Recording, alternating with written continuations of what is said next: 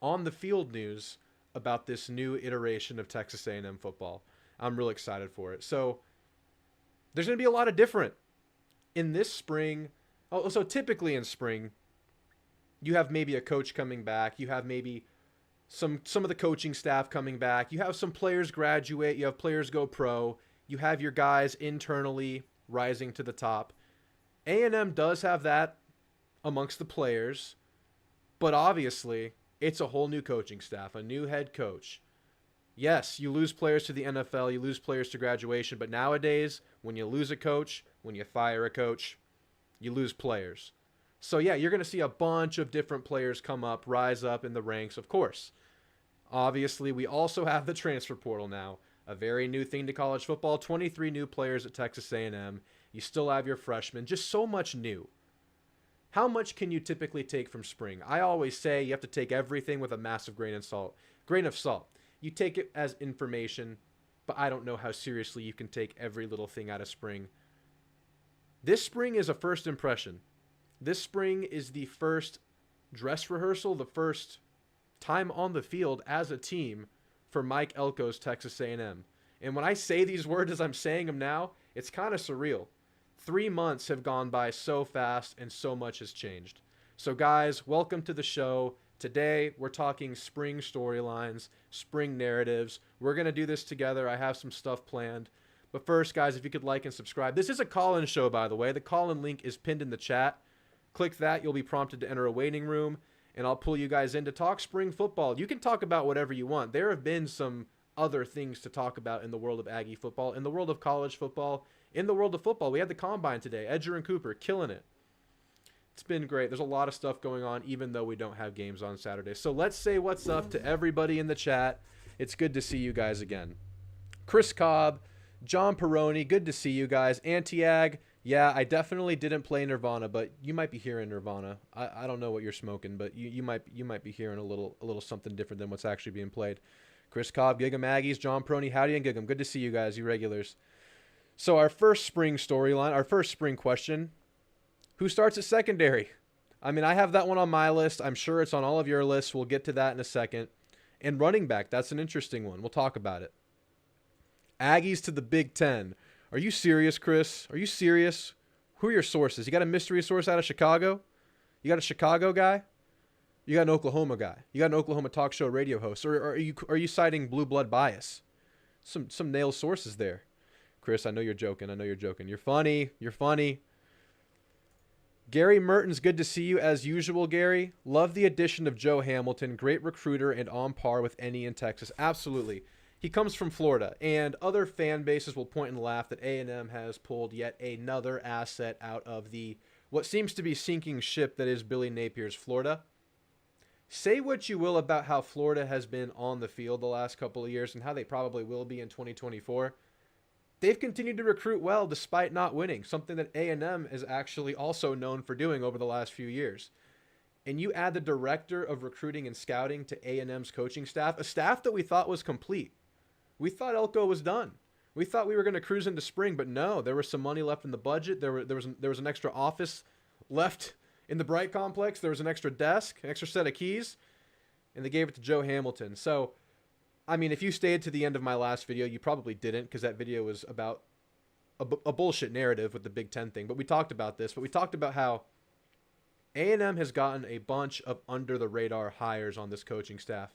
You look at Gary Mertens. You look at Jordan Peterson.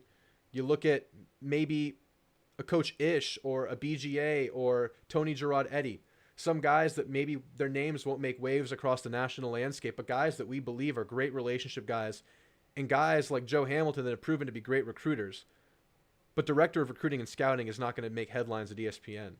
It's a big deal. And of course, you still got your core guys. You got your Tommy Moffats, who apparently came to A&M, wanted to work here. You got your Colin Klein. You got your Holman Wiggins out of Bama. Very complete staff, and it just got better. Can you believe that? I thought it was done. Yeah, thanks for bringing that up, Gary. Tiger Bam Belly Hopper with a very, very intricate and in-depth question about spring. What are the offense and the defense going to look like? You know, I also wonder that. Maybe not specifically, maybe that's not my specific question, but at its core, I also do wonder. Chris Cobb wonders, who will be the starter? Good question. Good question. How many people will leave in the portal after spring? So Chris, you're already post spring. Let spring happen. No, it's a good question. I mean, I've talked about it. I do think people leave after spring. I think once people see who the dogs are and they realize it, and maybe people don't have that much eligibility left, they might bounce. And I don't want to throw any names out right now because we got spring right around the corner. I don't want to throw any names out on this front just yet. Let's see spring right now. But we've talked about a couple of people who might be at risk in the past. But right now, I'm at the point of where I need to see it. We're about to see it. We're about to hear more from behind the scenes. Jeb in the house. Good to see you, Jeb, as usual. Gary says, Ags need to stay put in the SEC. Elko will right the ship. We have nothing but better days ahead. Sips and others would love to see us exit, but we're sticking. That's absolutely right. J2, good to see you. Howdy, Drew and all. Howdy back at you, J2. Excited to see who else they add after the spring portal opens up. Guys, y'all are already post-spring. I respect it. Things move fast. It's going to be post-spring before you know it. Yeah, guys are going to leave. Guys are going to come. It's going to happen. Hope Cooper makes it to the first round. Yeah, it's looking good. He tested really well today. I don't think McKinley tested that well, unfortunately, but Edge just tested really, really well. And yes, Sawyer, he interviewed with the Cowboys. Oh, you're one of the Aggie Cowboy fans. It's been a rough few years for those. Guys, we have open phone lines right now. If you want to call in and give me some spring narratives, we're going to create a grand list over here. I already have the list started. So what we're going to do, there's so many angles and things to look at this spring because like I mentioned, everything is so new on this team. Everything is a first impression. Everything is fresh, and everything is new information. So I have the talking points, the narratives, the questions narrowed down to 3 categories. And we're under no obligation to fill these 3 categories evenly. Well, here are what they are. The first category, broad overarching themes about the team. What are your overarching questions? Do you have questions about the attitude of the team, the culture of the team, the way the team looks? Broad stuff. 2, general questions. And this is just between broad and narrow, really. The medium tier.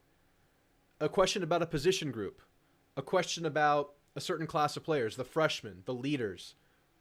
Some not too narrow, but maybe some position group stuff, some categorical stuff. And then, of course, the third category, the micro, the narrow, basically questions about specific players. Like, for instance, is Connor Wigman healthy? Chris Cobb already alluded to it. Who's the starting quarterback? That's one of my narrow questions. I'm sure y'all are wondering the same. Defensive backfield is finally A+ again. In my humble opinion, I think it has the potential to be up with the wrecking crew status. Look, it looks really good. It's looking really promising. I guess I'll go ahead and pull up my list now that you guys are talking. And yes, someone's mentioning Sam McCall won't be part of that defensive backfield. I think that we're going to be okay without Sam, even though I did like Sam as a prospect. He never really panned out. He played a little bit late last year. All right. Let's pull this thing up. All right, guys, so I want to create this list over the next few weeks leading into spring, and I want to have these questions at least answered to the best of our ability from what we hear and see in spring. We're not going to learn everything, but we're going to get our good first chunk of information. So my first broad question, what is the attitude and competition level of this team? Will what Tommy Moffitt and the coaching staff are trying to instill in the team be apparent on the field this spring?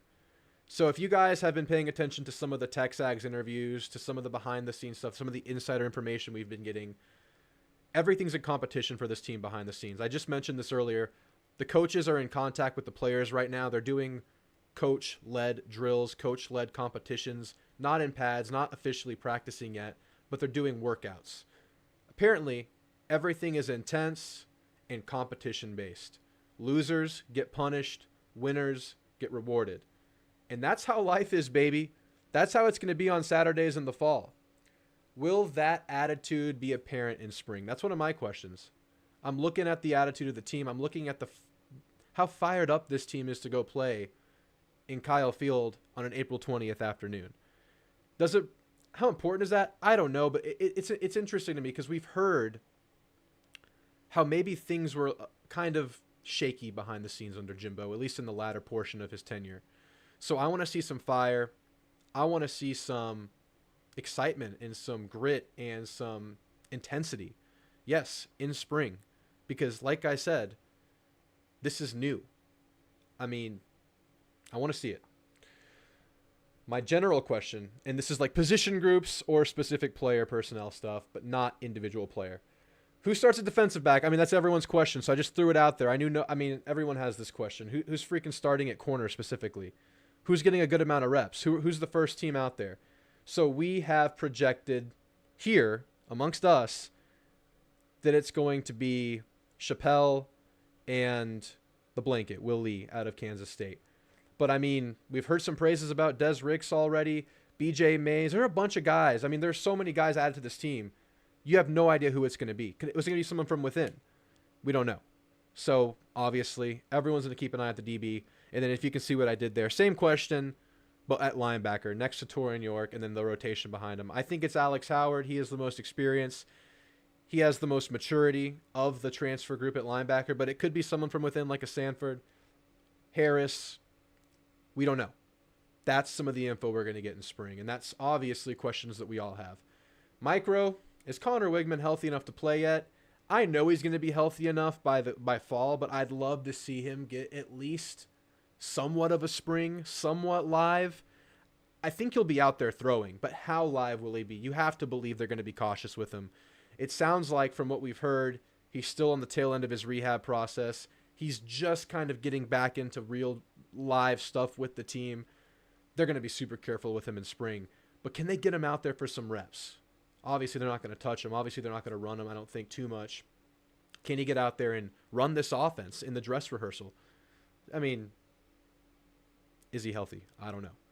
And then Shamar Turner's development, another specific player. So Shamar Turner, I believe, moving inside full-time. I think that's where this is going based on the personnel of this D-line, based on the needs of this D-line. It makes sense. And he can play inside first through third down. He can be an interior pass rusher on third and long situations. We know what he is. Has he gotten bigger? Has he lost any burst at his new size? It sounds like he's gotten bigger based on rumblings, but I'm curious. I want to see more about Shamar Turner. So these are just a few specific things, and let me go through the chat again, and we'll add to it. We still have open phone lines. If no one wants to call, fine. That's okay. We'll just do this through the chat. We have plenty of storylines going through chat already. All right. Jeb wants Cooper to the boys. That'd be great for you, Cowboys. With this coaching staff, this team could definitely do a 180 in year one. Coaching staff, transfers, the players we got in, and the schedule. Yes, there's a great opportunity here. It's really, really good. We should predict the spring starters. Well, fortunately, Jeb, I have a video where I predicted the spring starters. Maybe I'll pull that up in a second. Maybe I'll pull that up here soon. You called Sam McCall leaving. Yeah, you did. Yeah, he was one of your guys. Him and Jared Kerr, right? Those were your guys. No one's waiting to call, Jeb. If you want to call, jump right in. We'll get you in here. Ever think about trying to get Tommy Moffitt as a guest appearance? Can I do that? Is that possible? I'll get Tommy on. Tommy seems very willing and eager to share his story. Who do I talk to? I mean, that's intriguing. I'd love to get Tommy on. I'd love to get anybody on. I really haven't had any major guests. I wonder what the team looks like after Tommy Moffitt gets a hold of him. That's you echoed me exactly, Tiger Bam, because we talked about how this team maybe lacked that grit, that fire, especially at some position groups like O-line where you have all the talent, all the size, all the power in the world, but it just lacked that toughness. It lacked that grit. It lacked execution, which is a word that we all love here. Yeah, that I want to see the Tommy Moffitt effect. How tangible is that? Who will benefit the most from Moffitt? That's a good one. I'll add that to the broad. That's a good one, J2. Who will benefit the most from Moffitt? Let's go position group. I think I just mentioned this. I think it'll be the O-line. That's where my mind goes first with this, because we know, I mean, I feel like I know this O-line has talent. I feel like you do too. And of course, they're going to benefit from having a non-Adazio coach. But Moffitt, I think he plays an effect here. Like I just said, you have beasts there. You have dogs there. Can they actually use that on the field? That's a good one, J2. And we'll go back. There were some in here that I skipped through. We'll add to it in a second. Aggie baseball starting off strong. Hopefully they stay healthy and keep it up in SEC play. Yeah, they got the California, the West Coast road trip this weekend, Arizona State and Southern Cal. And then they play Texas on Tuesday. And I think I'll be going to that game. It's a great start. I'm really excited about Aggie baseball. I'm not like an insider. I don't know the team that well, but from what I've watched, they look really deep offensively. The pitching looks solid. I mean, I'm excited about the team. It looks really good. Thank you for bringing it up, Aguilan. I like to bring it up. Yeah, O-line's a big question mark. Let's just put it in the general, like, what does the O-line look like? Yeah, y'all are all mentioning O-line. Let's just say O-line. Like, that's all we have to say. Enough said, right? It's been a question mark for going on 3 years now. I think in 2021, after 2021, we felt good about the future of the position when Deuce Fothery and Bryce Foster were freshmen. When you had Layden coming back, you felt good about the O-line. And then things have just been a question mark been terrible for the last 2 years. So yeah, big question mark. Connor will be out there in spring. To what level? To what level? I want to see. Call the athletic department. You could probably get him to talk directly. He's very approachable. I mean, I'm down for getting him on. He seems like a really, really chill and like very willing to talk kind of guy. All right. I'm going to add a couple that we skipped over earlier. Let's just say running back starter rotation here for John Peroni's question, because we mentioned secondary. It's a good question, because in my video predicting the spring starters, I figured that Le'Veon Moss might be behind right now just because it seems like he's been having some off-the-field issues. Didn't play in the bowl game. I don't think he traveled to the bowl game. It feels like Le'Veon Moss is the best running back there. But Owens has a chance to develop greatly. I mean, let's add Reuben Owens. Let's add a name. Is it R-E-U? I don't know how to spell his name. Reuben Owens development. I'm going to specifically single out his vision because I felt like that was an issue last year. Yeah, thanks for bringing that up, John. Let's see what else you guys have said. I don't think I can add this one, Tiger Bam Belly. I think we're going to cover this question on literally everything else we talk about, but I appreciate the thought. Who will be the starter? We talked about Connor. Let's add this to it. So who plays the most, and how do the other quarterbacks look? I mean, this is an obvious question. Who plays the most? Is Miles O'Neal going to play a lot? I mean, this is a stupid question, but I'm going to be looking at it. It's obvious. We're going to look at the freaking quarterbacks. Let's mention it. Why not? But yeah, who will be the starter is a really good question, actually, because we don't know about Connor. We don't know about how much time he's had back. Are they just going to start Henderson because, well, he's been out too? They're going to start Reed? They're going to start Miles? It's a good question, Chris. It's a good question. All right, let's see what else you guys are saying before we get into the caller. And I have Jeb on, then I have open phone lines if anybody wants to get on and just throw down a couple narratives, a couple storylines. You can just get on, list them, and jump off if you want to, but no pressure. You don't have to. We got plenty going on in the chat right now, and I'm going to add a few more myself after this. Let's see, y'all. I think y'all added a couple others. No, I guess that's it. Okay, Owens and Moss would be my starter, says J2. Yeah, Owens and Moss for sure are the best two, I think. I mean, Amari could develop. We don't know. He had a couple of moments, but he also had a couple of major fumbles and a couple of down, just a little bit less productive at times. All right. Jeb, you with me, buddy? Can you hear me? Yeah, man, we got you. How's it going, man? What's up, man? It's been a long week. Do you feels like we haven't talked in forever? I know, man, and things are happening. Things are moving along, even though we don't have football going on. How you feeling right now? You excited for spring, or are you still just kind of enjoying this peace and calm without the Cowboys or the Ags torturing you? Oh man, dude, I'm at peace right now, man. This is the first time probably in a while that I'm kind of glad football's not on right now, which is bizarre to say. Man, yeah, the way the Cowboys season ended, the way I mean, and then what y'all got, the news y'all got postseason that they're gonna run it back. Did they re-sign Dak or something? Did Dak get extended? Dude, is that a thing that happened? This is very depressing to talk about. Oh, but I'm not sure. I don't think I personally, as a Cowboy fan, I think I'm kind of over the Dak era. Yeah. I think out of all my years of being a Cowboys fan, I'm just ready to just pursue a first round quarterback just for once. I'm tired. We've always had these project quarterbacks. Yeah. And I'm just kind of sick of it. I don't know. Depending on what they do in the offseason, if they don't add like any big pieces, then I'm not going to take them seriously, which I already don't take them seriously. but I mean, if they really don't, Oh my! And you're a diehard, right? You're a dude, diehard. yeah, oh yeah, since for some of you Cowboy fans in the chat, since the Campo years, the really bad Quincy Carter, Chad Hutchin years. Yeah. It was just kind of random. I just kind of just suddenly just, it's weird, you know, growing up, you know, in California, I've never really liked the California teams. Yeah. Oh, really? Okay. Interesting. Yeah, I mean, my dad was an A&M fan, so I grew up an A&M fan. I like the Cowboys because my brother liked the Cowboys. I mean, they were a hot team back in the late '90s. So yeah. So who would be your if you could pick your quarterback from this coming draft to build around? Who would it be? That's a hard one. I personally always liked Drake May, but I know right now he's not getting a lot of buzz. Yeah. A lot of people are actually kind of, you know, like shitting on him. Yeah, they are. They're definitely shitting on him. McCarthy's trending up. Drake May is trending down. I would say Jaden Daniels is maybe slightly trending down based on some talking points I've heard. I don't know. I'm not huge on McCarthy. I don't know about you guys. I'm not a big fan of Tough McCarthy. because they didn't use him that much, right? Yeah, it's weird. I think he's good, but I don't think he's a first rounder. I think he's like a mid-round guy, like a kind of like a project quarterback, which I mean, everyone's a project, but yeah. I mean, they have him going fourth right now, fourth of the quarterbacks. Something like that. They have him like as a top 15 pick, and I'm like, really? But yeah, I haven't looked too much in the draft, honestly.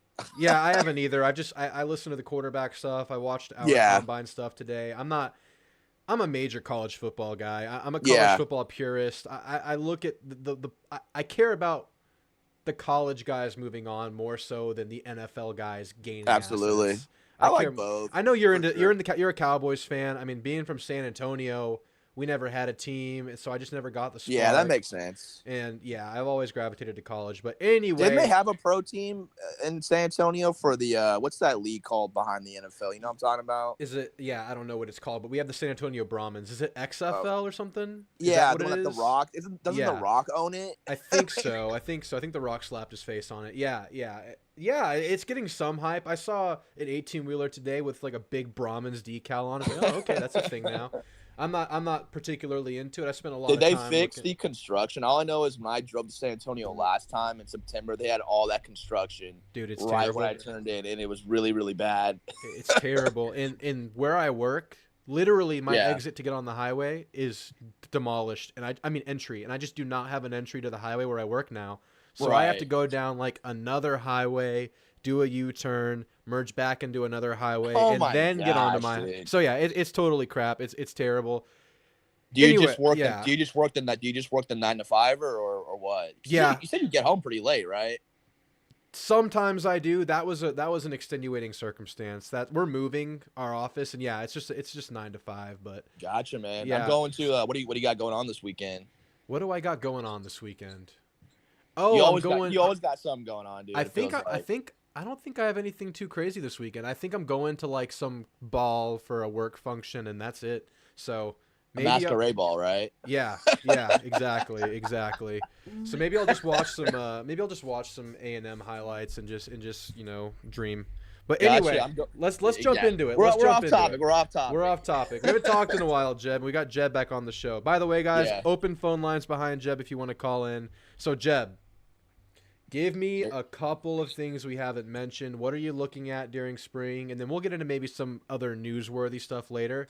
But give me a couple of things I can add to our list here to look for in spring football. Oh, shoot, man. That's a good question because I feel like we kind of covered everything. I think for me, for spring, I just go off of matchups. What position group has the most competition? Where's it thin at? That's kind of where I look at.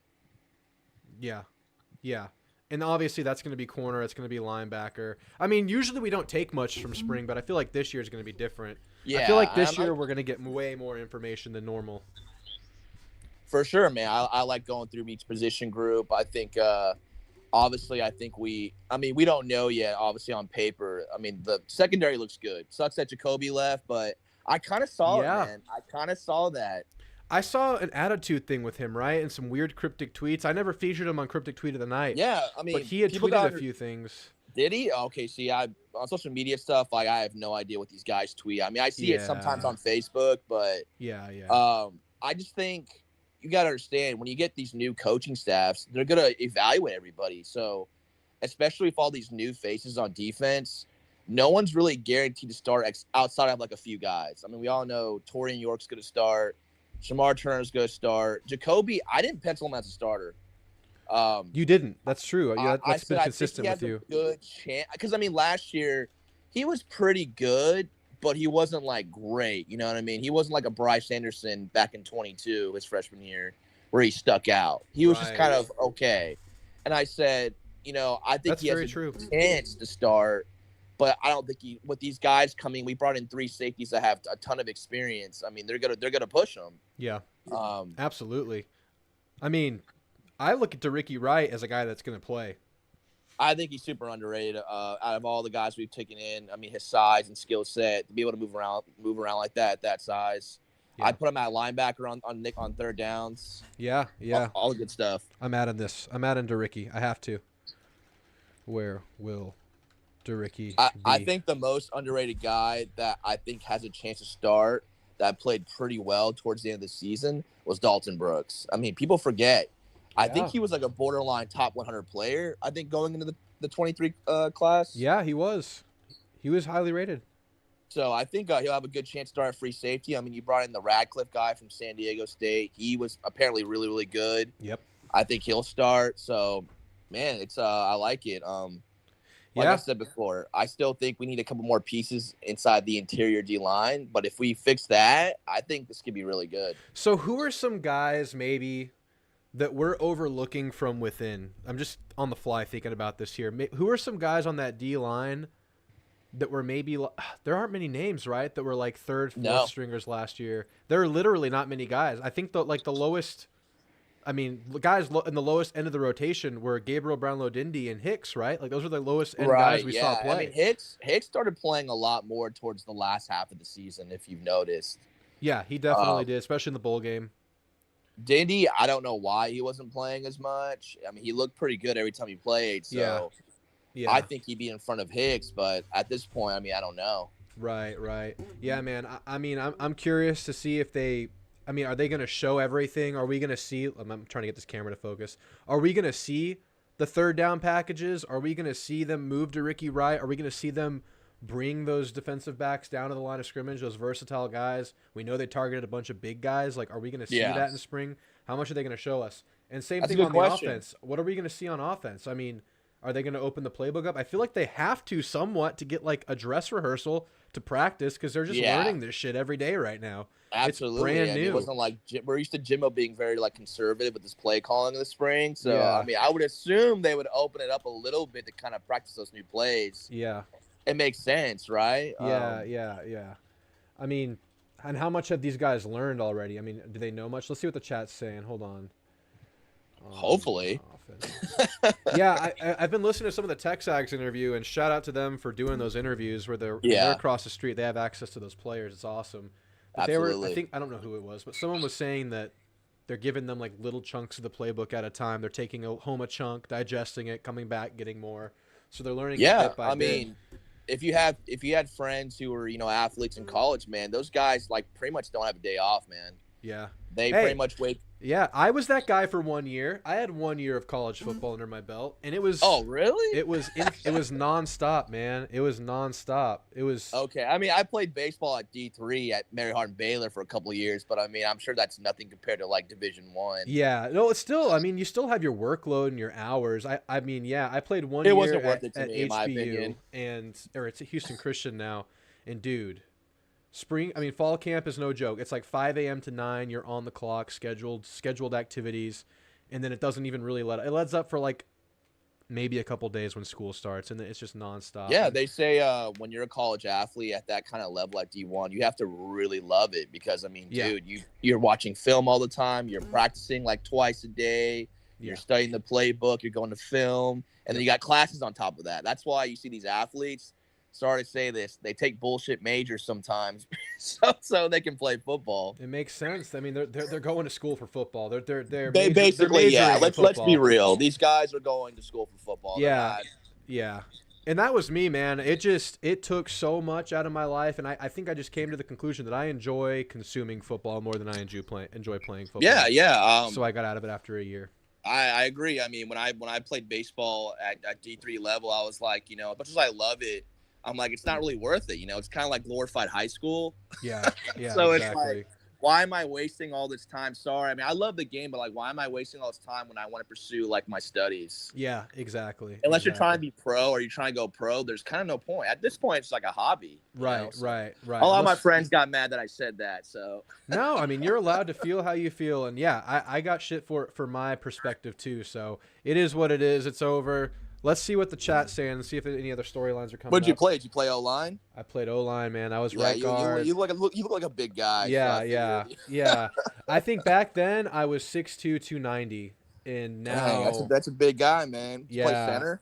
no, I played guard. I should have played center. I wish I would have played center. I Yeah, wish I the would have. build. It's always yeah. those like the stockier kind of guy, 6'2", 6'3". Yeah, yeah. Yeah. I went in at 260, and I gained 30 pounds in one fall semester or summer and fall semester. Some of it Yeah. was muscle, but a lot of it wasn't. A lot of it was Chipotle and Whataburger and gummies. Oh Dude. man, since moving to Texas, dude, I'm obsessed with Whataburger. You man. still are?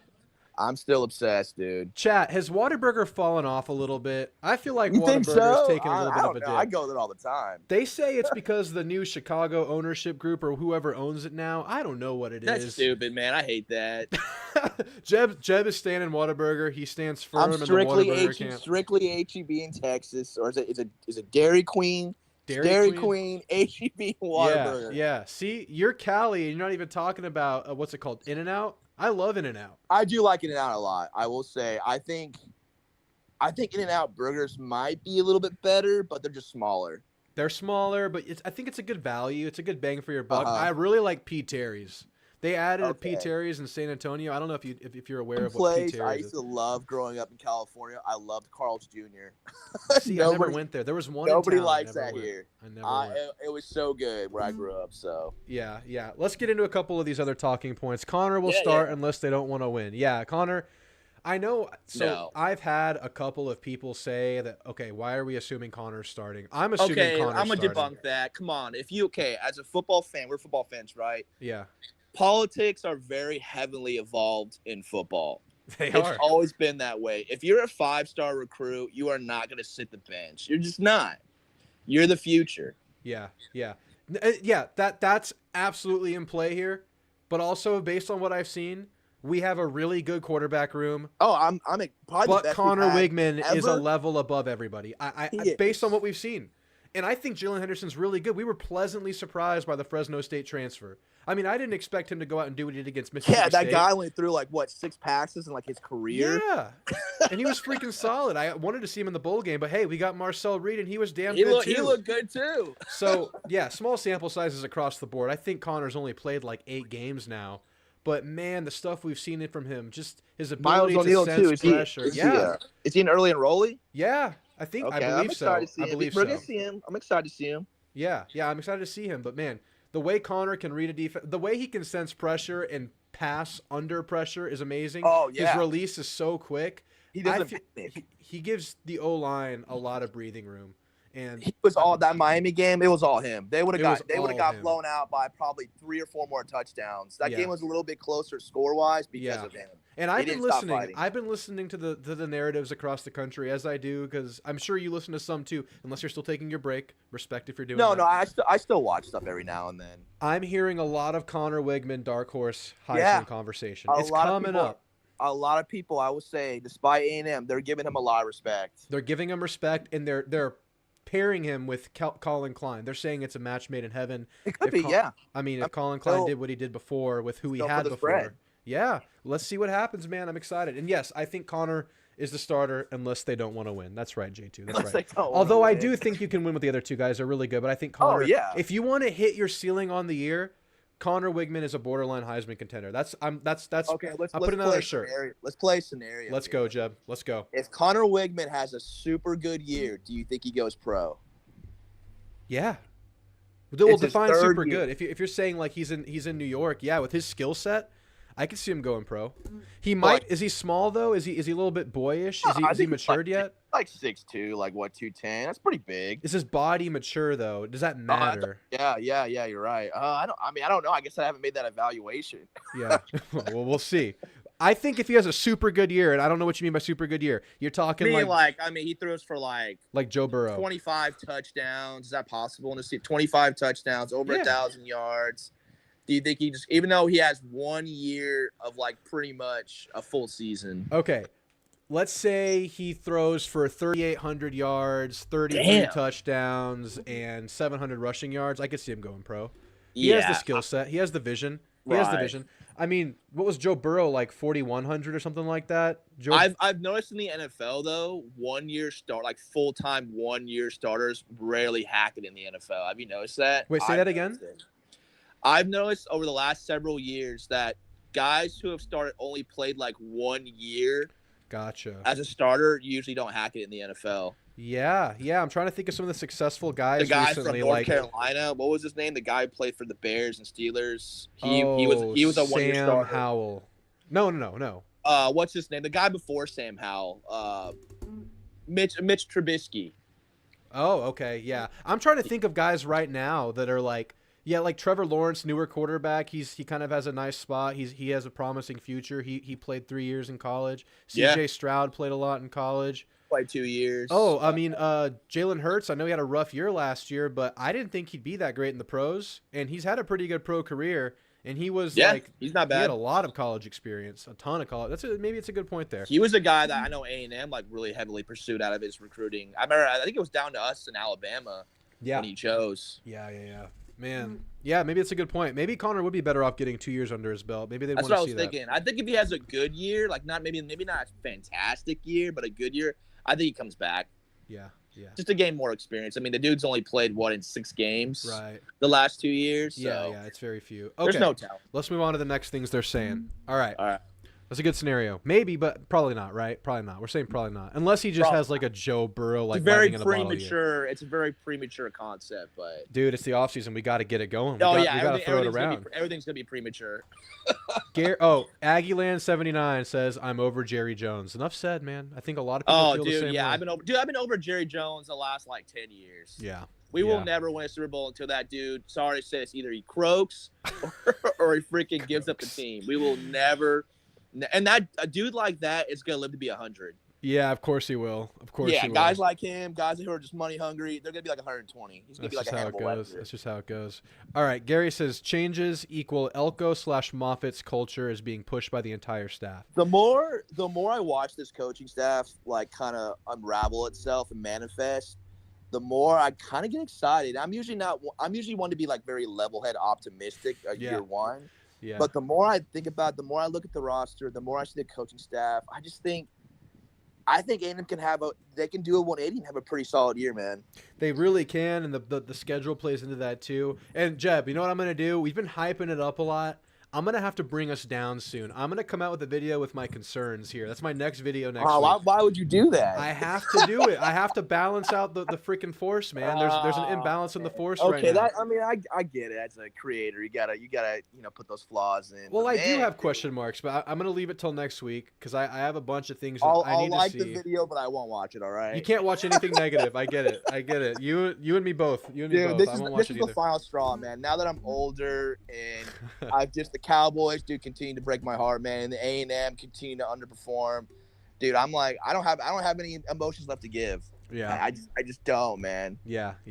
He says Hamilton is also like-minded, discipline, winning, strength, endurance, finish, all should improve. Heck yeah, man.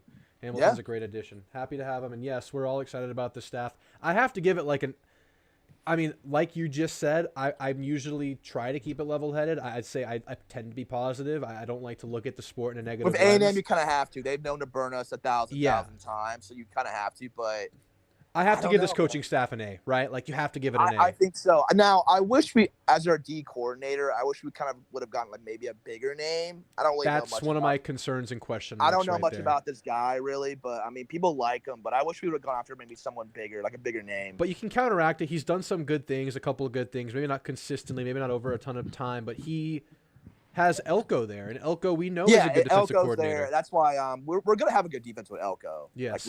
I already know that, and I think the offense. I mean, Yeah. come on, we have the pieces to be good. The O line, the talent's there, the experience is there. I mean, can they get any worse? No. I keep saying that. I think it's finally bottomed out. I think you're finally surefire at being right with that statement. Discipline, winning, strength, endurance, finish. From what I've read, yes, I agree, Gary. Our best offensive lineman last year, who finished out with the best PFR grade, was Crownover, man. I did not know that. I thought it was Trey Zune. I thought it was too, but they came out. I guess Crownover the last half of the season, he actually played pretty well.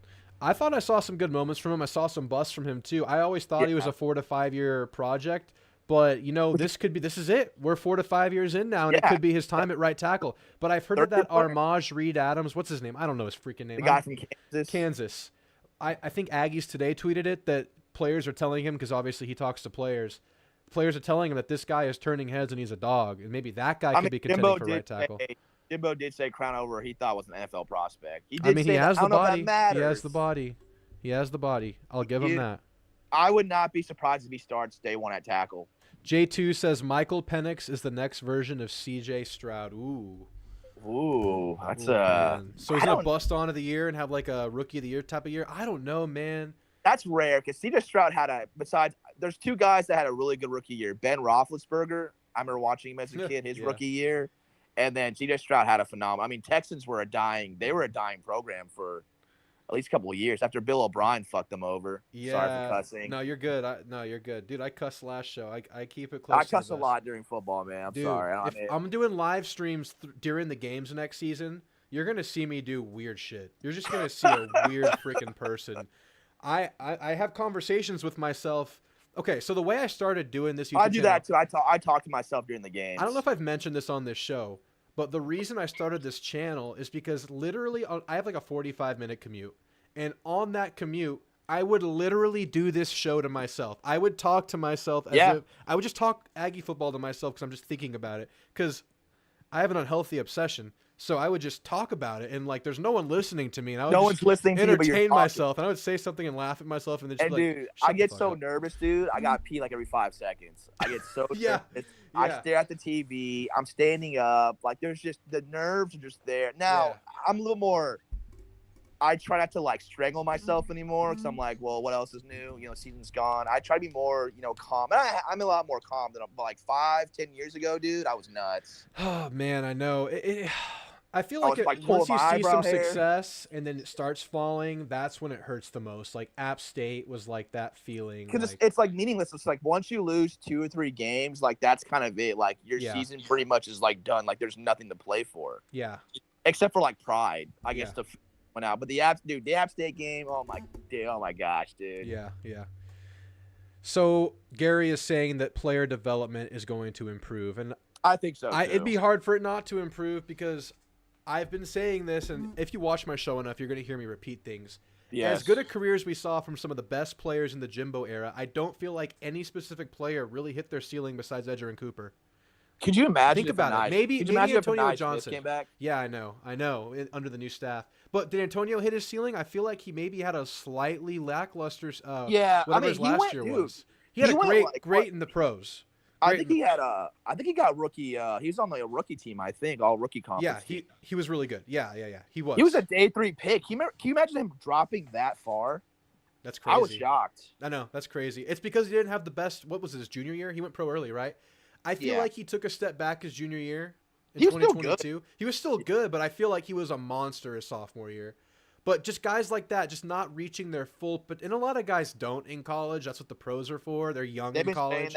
Them for a while now that a lot of these guys who are really good that can be pro athletes, they tend to leave early before like they're ready. Yeah.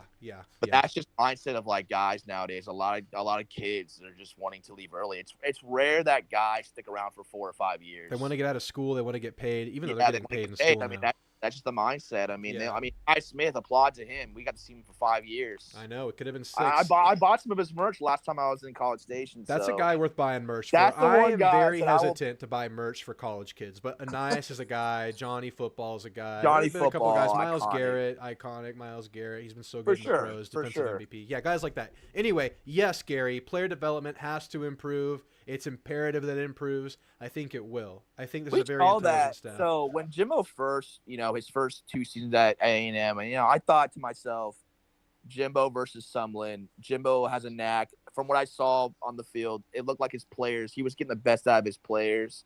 But over time, the last couple seasons, you saw the development just kind of just blow up. Yeah. It wasn't there anymore. I wish Weidemeyer would have came back for a year or two. Yeah, dude. He just I guess here's my theory about Weidemeyer. I think we saw him in the 20 season. He was considered the best tight end in college football that season. Going to next season, so good that year. I thought he was going to be a first-round pick. I said he's going to have a phenomenal year. He's going to be a first-round pick. He's one of the best, red zone tight ends. And he just completely fell apart. So he fell apart. He had a year that just destroyed his draft stock, and then he still went pro. Who gave him that advice? Why? I felt bad for him, man. He was so good. Billy Lucci thinks that his mindset was just already before that season started. His mindset was just like NFL. Yeah, guys do that. Yeah, he's one of those what if guys that he should have came back for his senior season. Yeah, absolutely. But we also that year we took 3 tight ends. That's right. And I'm like, we didn't need to take 3. Yeah, that was Jimbo's thing though. Is tight end guy, running back guy. All right, Gary says he agrees with you that very few positions are locked up. Let competition run its course. Yeah, I'm adding that. I added that to the especially on defense. Yeah, for sure. Defense. I think offense is pretty secure. I think it's safe to say you open up competition on the O-line though. I think it settles to where the starting group looks similar, but you got to open it up. No one played great. Do you want to do a projection of the entire offense and defense? I've already done that. Let me see if I can find it. Have you? Oh shit, my bad. No, you're good. I made a video at some point, but I'll have to find it. Yeah, we'll pull it up later because it's gonna be a bitch to pull it up. Anyway, you should hit up Jackson from Aggie's today, man. I think you guys need to do a collab together. He's really good too. Okay, that's Aggie's today. I told him. Do you know him? Yeah, I mean, I don't know him personally, but I was on his live show a couple weeks ago, and I mentioned your name. Where does he do the live show? On YouTube. He has a YouTube? I didn't even know he had a YouTube. He used to be on Instagram. He would do live stuff, but I guess from what he said, he just didn't really care to do it on Insta anymore. So he took it to Twitter. Obviously, you have Twitter, and then now he does it on YouTube. But he did it that was his first live show or live podcast in I don't know how long, but yeah, he said he was gonna do more. So okay, that was a while ago. I told him he should hit you up. It'd be good to have him on the show. This guy knows his stuff, man. I follow him on Twitter. That's all I know him from. Yeah, dude. I don't know how he just randomly started as a 15-year-old. He just started reaching out to players. He knows the players. He talks to them. Yeah, we'll see. That's crazy. Okay, let's keep moving on through this chat real quick, and then we'll get into some other stuff. Not certain what direction Klein will take. Talent will dictate. Will we emphasize the pass or run from our quarterback? So he ran a bit with his quarterback at Kansas State. I think you can run with Wigman. Yeah, Wigman does has a recent injury though, so I don't know if that plays into the play calling. I think we'll see a better running game than we saw last year. I think we'll see better blocking schemes. We're going to see a lot more movement on the offensive line. We're going to see a lot more counter pulls. Just I'm not so good on the lingo right now, but there's a lot of just misdirection with the O-line and the way they pull. And someone else mentioned it here that we'll see a lot of pre-snap motion, eye candy with Klein, creative ways to get playmakers the ball in space. Yes.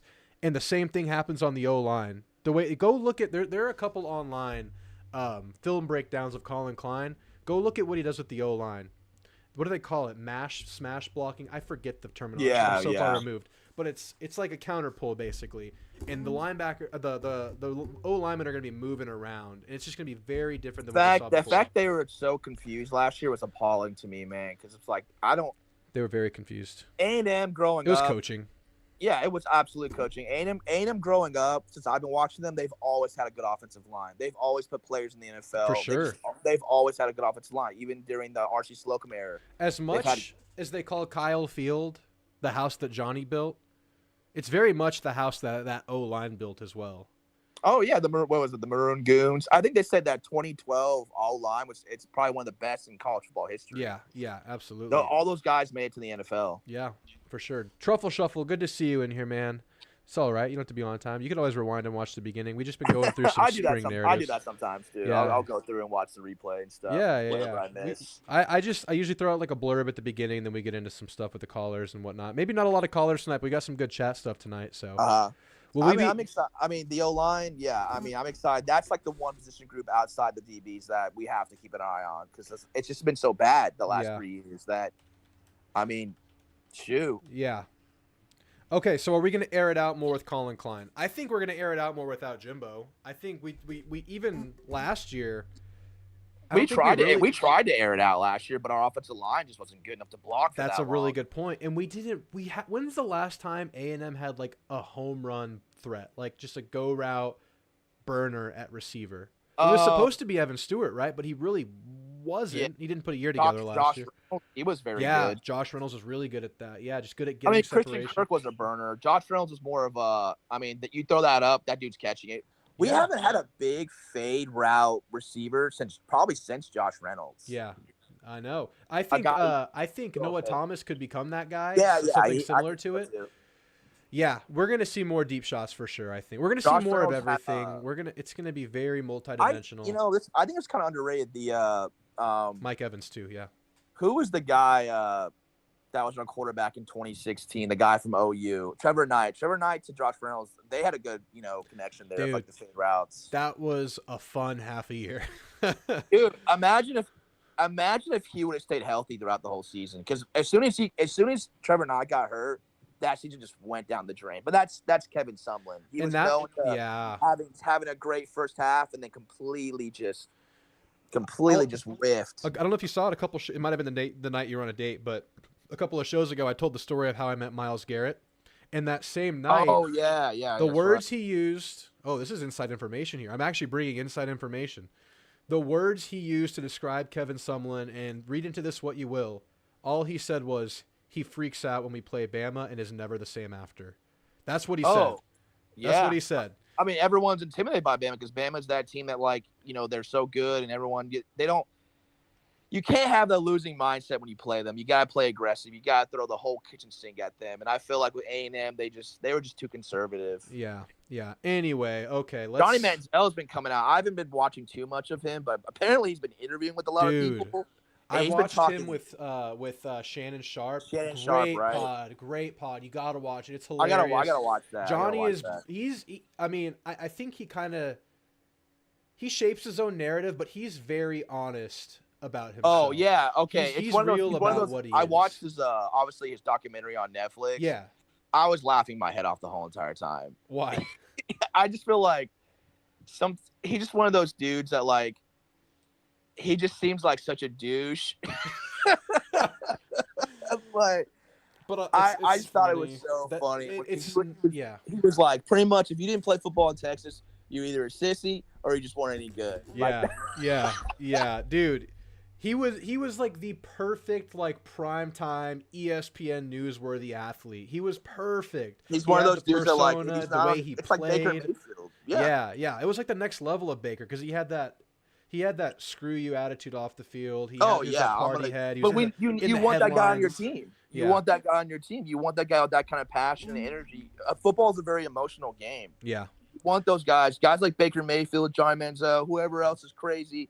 You want those guys on your team as your leaders. Those guys are great leaders. Yeah. All right. Those are guys you want to go to war with. All right. Next question or next comment.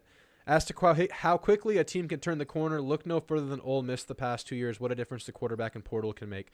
Look at 2012. You mean us? Yeah, everyone thought we were going to go 6-6 that year. We ended up going like 11-2. That's very true. That's very true. New staff that year. Very veteran. We had a very veteran team that year. And you could argue that this team is veteran, maybe not all together, but as far as upperclassmen, this is a veteran team. This is the first year probably since the SEC where we have a very veteran. Now, these guys are all new, but we have a veteran team. A lot of these guys are third, fourth year players. Yeah. So, Gary, I haven't made my preseason top 25 list or anything like that. I know a lot of people are doing that. A lot of people are throwing out predictions for next year. But I'm not doing that yet because we have this huge gap after spring, and I'll fill it in with some projections there. But, Gary, I am tempted to put Ole Miss not in my top 5, in my top 4 or 3. Wow, okay. I mean, I could see it. I mean, I'm still working through it. I think I have Georgia and Ohio State up there, but beyond that, I'm pretty wide open.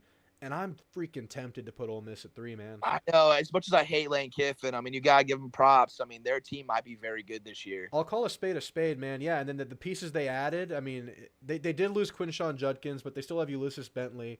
And Yeah. didn't they get that other running back? Maybe they didn't. I gotta keep up. I know they brought in a good receiver. I think from South Did Carolina. they get the running back from Bama? I forget. They had obviously they had a great portal class. Yeah, I might have Ole Miss at rank 3. Plus they have a pretty reasonable schedule.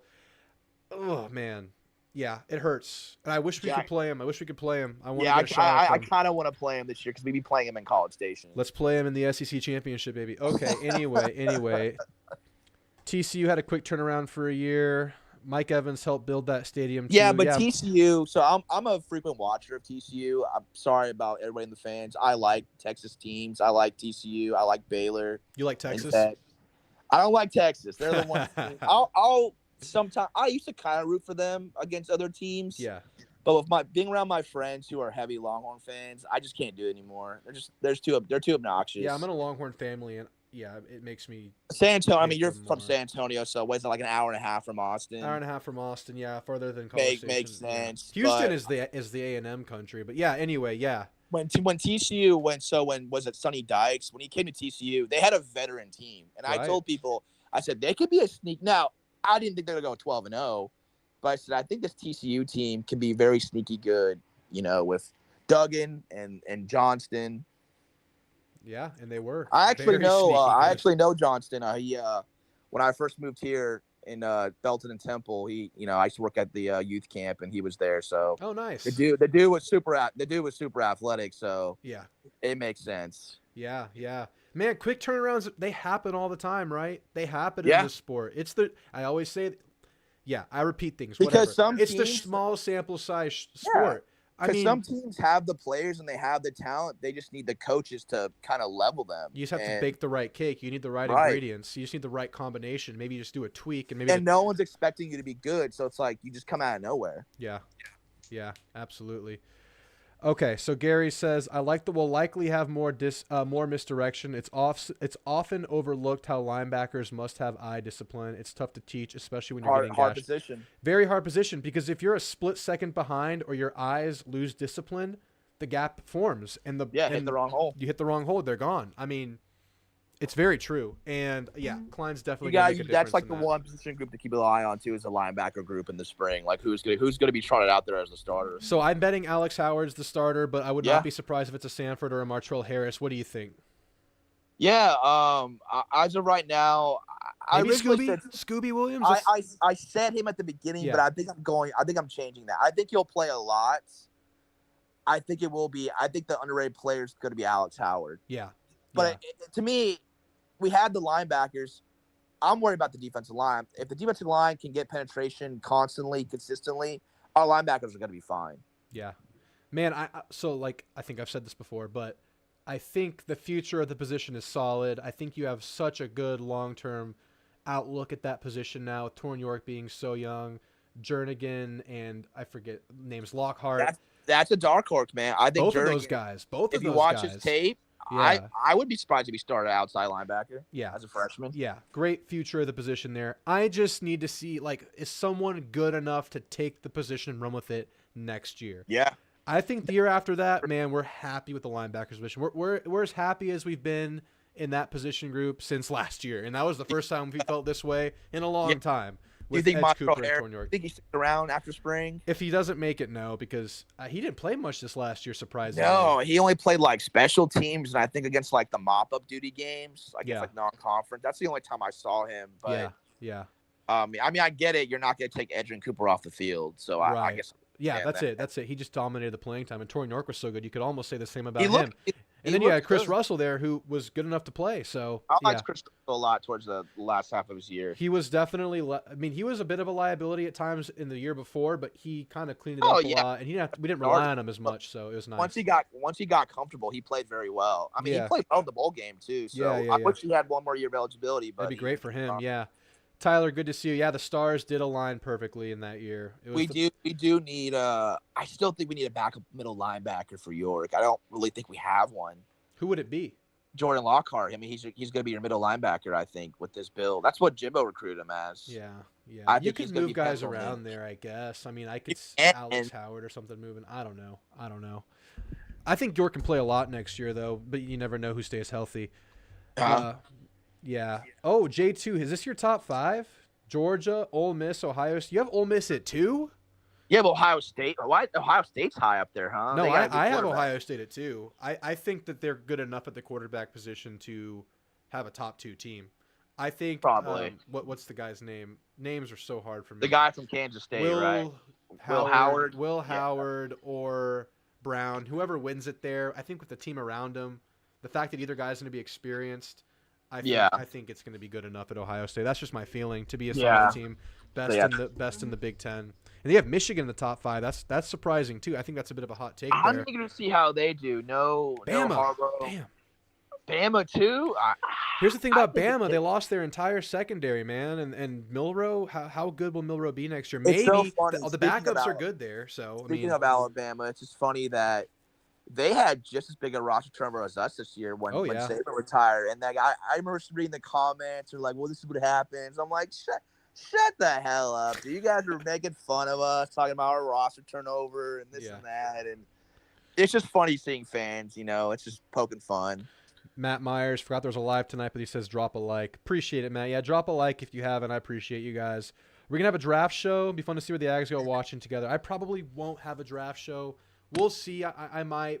What I am gonna do, Truffle. I don't know if you were here when I said it. Next season, I'm gonna be live for the games I don't go to. And right now, I really how many games are you going to this year? 2 or 3. I'm gonna try to budget this year. Dude. I'm gonna try. Last year I went to like 5 or 6. Yeah, I remember you telling I went to us the that. Tennessee. Let's see. I mean, I spent too much money. That was the problem, but whatever. Because when I go, I have to bring my dog. It's a whole ordeal. Okay, I went to the opener. I went to, excuse me, what was the out of conference? What was it non-con? Miami. I didn't go to that. Oh man, I'm blanking. I went to Tennessee. I traveled to Neyland. That was awesome. I went to Jerry World. Okay, yeah. I remember you telling I went to more. I'm blanking right now, but I think I went to 5 games. Anyway, I was looking up the Notre Dame tickets, man. They're pretty pricey. I'm not gonna give you all my secrets, but I have secrets of getting in. You have secret? Oh my gosh, dude. I have secrets, man. Hit me up. Email me if you want the secrets. I can't. See okay, the secrets. I tried looking for your email. I think in your old, I couldn't find it. I think it's Drew. I don't know. Let me see if I can find. Oh, let me see where it is. Y'all can email me anytime or DM me on Twitter, X. I'll pull it up later. Okay, it's in the description of my regular videos. If you go to my latest non-live show, it's in the description there. I need to add to the live description.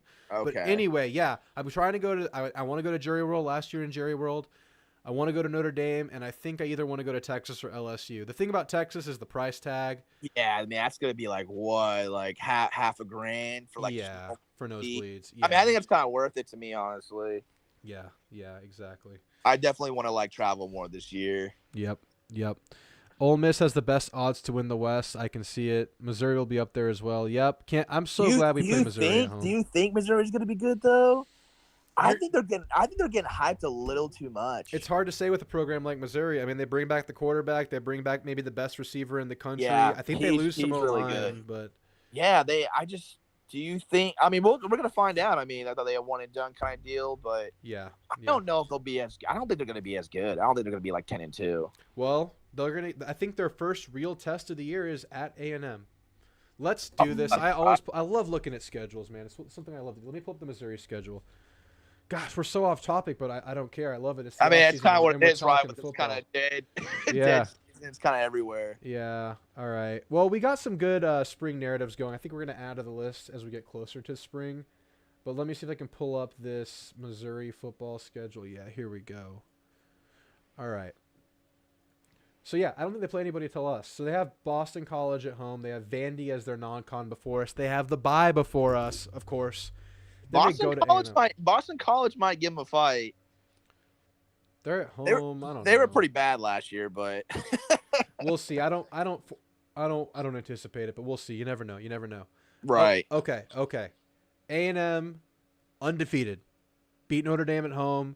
That Florida game, I'm going to keep telling you, it's my biggest scare factor. A lot of people think Florida's going to – a lot of Florida fans pencil that as a win. That's scary. That's a must win for them. It's an absolute holy shit, we better win this game or we're gonna get That's a hell of a schedule. screwed. I mean, I read some articles about Florida thinking like they can go to the playoffs and stuff. I was like, I don't know, man. I mean, I'm not saying they can't. I don't know the roster that well, but that's a hell of a schedule. That's like our schedule. What in 2019 we played It's LSU, Georgia, Alabama. Well, this is worse because they're all consecutive. It's Tennessee, Kentucky at home, which is, I guess, most doable. Then Florida at Texas, LSU, Ole Miss, then Florida State. Yeah, it's that's non-stop. brutal. It's not. Okay, I'm done pulling up schedules. We do this too often. I love looking at schedules. All right. Brutal, But yeah, man. they have to win Miami. They have to beat A&M, or else they're winning like 2 games on the year, man. Yeah, they have to be If they don't beat Miami, I think it's going to kill their confidence. They have to win these 2 games. Because how good is Miami going to be? Does anybody know? High level of variance. I think they could be pretty good. It just depends. They don't have Van Dyke. He left. They don't have Van Dyke, but they got Cam Ward. Is Cristobal a good game day coach, or is he another Jimbo? Is he another recruiter, but you can't coach him? I mean, we saw it. It's evidently they're like 2 seasons. I mean, this is the year you find out they have the talent. They have the talent. Yeah, I had this is fun year talking 3. to Miami fans. I had a lot of fun. All right, Okay. let's see if we can add a couple more narratives here, then I'm going to get out of here. So we've talked about the attitude and competition level. What will Tommy Moffitt have brought to this team? What will Elko have brought to this team? Are we going to see that in spring? That's a broad overarching thing. And specifically, which position group benefits the most from Tommy Moffitt? I think it'll be the O-line. But I think it's going to be the O-line. That makes sense to me, but let's see how that looks. Let's see how the O-line looks in general, which we mentioned over here. Adam Cushing, new O-line coach, very much in contrast to the personality that Steve Adazio was. Adazio, the blue-collar, old-school kind of disciplinarian yeller type. Adam Cushing coming from Duke seems like much more of a tactical, logical kind of a guy. Much more down-to-earth kind of a guy, I think, from what we've seen from him in his interviews. Look at an Adam Cushing interview, guys. He seems like a cool dude. I would love to play for him, and I played O-line. I would not want to play for Adazio at all. And now, hindsight's 20/20, but even from the early glimpses of like behind-the-scenes fall camp with him screaming at players and just being that type of guy, which you can yell, that's fine, but that seemed like his go-to strategy. Not my thing. Are the former starters maintaining their spots? Which spots are at risk? I don't think so. I think it's going to be a new competition between everywhere. I think so. But who wins? Does any former starter win their spot back? Like I could see Bryce Anderson winning it back. Obviously, Shamar Turner. Probably by default. Yeah. There's not really anybody beside. I mean, you could put in a bow there maybe, but Bryce. I mean, Bryce Foster. Probably, you mean? I'm talking Bryce Anderson. Oh, Bryce Anderson. Yeah, on defense. Yeah. But Bryce Foster, maybe he has the most talent on paper, but we saw it fall off a cliff the last couple. So of Billy years. Lucci says this is what his take is on Bryce Foster. I guess like, because I know with Bryce Foster, he's been dealing with like off the field issues. I guess like personal issues. Oh, that sucks. And Billy Lucci thinks that like. He loves track more than he does football, and I feel like one of those things are like if you're not passionate about football, then it's like, like what are you doing? That's too bad, and that kind of, I mean, I don't know. He's got all the talent in the world, you know what I mean? So and with his talent and his viciousness we saw in his high school tape, it kind of makes me, and I don't say this from any point of knowledge, but it kind of makes me feel like Jimbo and his staff failed him, right? That's the sense that I get. We saw that with Dalen Mack. Remember Dalen Mack? Remember he had a good freshman season, and then he kind of fell off sophomore, junior year, and then senior year he played really well. And they said like the staff kind of motivated him, like they put football back in him again. And I feel like with Bryce, it's like because Jimbo's take was always I like double athletes. I like guys who play both sports. Yeah. And growing up, even as a young kid, you can't really do that. I feel like. I mean, you can, but look at Connor. Connor Whitman, he was going to play baseball, and he kind of stepped away. Yeah. I feel like, A-Chain eventually stepped away, didn't he? Yeah. It sounds heartless, but, like, I feel like when you're a double sport athlete, you got to choose one in college. It's not high school. Yeah. You got to choose one. It's really rare. It's really rare. And so it's like, dude, like, okay, if you want to go to the NFL, you need to be all in. Yeah. And Bryce Foster hears behind the scenes people saying he needs to stop playing track. He needs to stick to football. You know that young guy. I mean, he was recruited through the COVID stuff. He probably has a lot of stuff in his head right now, and it makes a lot of sense what you're telling me right now. Yeah, I wish him the best, man. Talked about of course, like whatever happens. I mean, I'm sure he's gonna play this year, but it's like right now, it's like, I mean, if you don't practice in the spring, like, how are you gonna? It's crazy to me. We'll see. Trey Zune's the only guy that probably is going to keep that tackle position just because Yeah. we don't really have a ton of experienced tackles outside of those three of Ruben Fothery and then Crownover and then him. Yep. That's a name we got to add. We're I think us Fothery present. we're just kind of like with Where is Fothery, he? we just kind of wish I think all of us most of us fans we're holding on to that 21 season. Yeah. We're holding on that potential. He was so good, man. He was so I good. thought he was gonna be an NFL draft pick, like a first rounder in like 3 years. Yep. Yep. He has the size. I just think that Yeah. the injury. I don't know. I guess he was injured all last year, so he'll have a chance to win the tackle spot. Yeah, I think he should. I mean, I think he gives us our best chance if he hits what he was before. Who starts a defensive back? Who's getting a good amount of reps there? That's a full mystery. Same at the other that's linebacker. A mystery, man. We'll find out. This is one we need evidence for right here. We don't know. Where's the O-line at? We just talked about that. Running back starter. It should be Le'Veon, but I feel like he's had some issues. I would not be surprised if it's Ruben Owens or Amari starting in spring. But I think it's going to be Ruben from a political standpoint, 5-star recruit. I remember I was talking to some guy in the comments about that. I said, I think with Amari, I like Amari Daniels. But back up, change of pace he's just strictly he's hit his stride. He is what he is. He's not a starting caliber running back. He's a good all-purpose back where you can kind of throw him in the formations. But now with E.J. Smith coming in, I think E.J. Smith is a better version of him. We'll see, man. I mean, we've seen some jumps from sophomore to junior year physically. We'll see. I mean, Amari's shown some stuff, but yeah. Yeah, I like Amari Daniels. I like him that he's still on the roster, but I think he's a good third string running back for us outside of Ruben. We can talk about Ruben. I think that's probably most likely. But Ruben we'll played see. a lot better the second half of the season. You saw the vision. You saw the 5-star recruits. I remember at the beginning of the year of Ruben, I was like, "How is this dude a 5-star?" Yeah, yeah. I was like, I don't see it. He got it together later in the year. He had some good moments. How much will the playbook open up on offense? Will there be more deep routes? How much are they going to show is what this means. How much are we going to see? I think we're going to see a lot for spring because they're installing. Hoping. Is Connor healthy? How do the other quarterbacks look and who plays? Obvious statements, but is Connor starting? And if not, what's going on with the other guys? I think he'll start. I think he'll play in the spring game. That'd be awesome, man. It'd be great for him and this team. He's got to build those connections. Does Shamar Turner look more like a tackle now? Does his body transform? Is he looking like a man now? We haven't seen him since November, since the LSU game.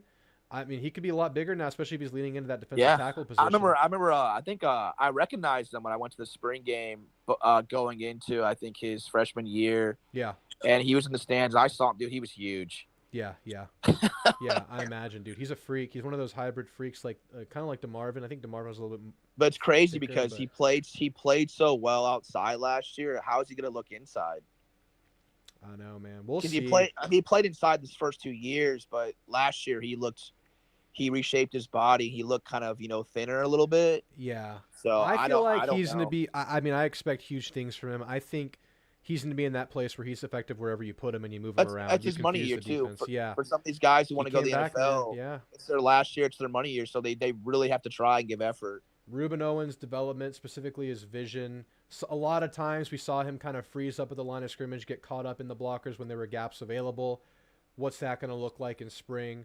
Are we going to see DeRicky Wright? Is he going to be close to the line of scrimmage? We'll be playing a little bit of linebacker stuff. He's 6'4", like 220. I have a feeling he plays a lot. I would on third downs, like third passing downs. I'd play DeRicky Wright at like outside linebacker to kind of cover the tight end or the running back. I can see it, man. I can see it. He seems like a guy that can do it. Dalton Brooks' development, is he a potential starter? I say absolutely potential starter. Absolutely. I think he's got a chance to start at free safety. Yeah, absolutely. And then we just mentioned Fothery. So, guys, we'll add to this over the weeks. We'll talk about other things over the couple of weeks leading into spring. But I wanted to give us a starting point for things to look for just because of the nature of this spring that I talked about at the beginning of the video, how it's all new and everything's fresh. So, guys, Jeb, it's the Jeb show again, guys. Yeah, I'm glad. I wanted to be the first caller before I went to bed. You're the first and last caller tonight, but that's okay. Next week, I need a first-time caller at some point. I haven't had a first-time caller in a couple of weeks. I need a first-time caller next show. And he has to be an A&M fan only. All right. Do we want to support Jimbo situation back on? Who is this guy? Okay, Jeb, you have a good night, man. I thank you for sticking on with me. Yeah, for sure, man. It was fun. Later. I'll see you next time. Later. And guys, I appreciate you all for being here. Like and sub if you haven't. I told you guys my next video coming out next week is going to be some of my areas of concerns about this team pre-spring. And we'll obviously revisit all of that coming up before fall. So my big concerns will be next. Thank you guys for being part of the show tonight. Thank you for all that commented and for being here and chatting with us. We got a list started here, and we'll see how we can grow this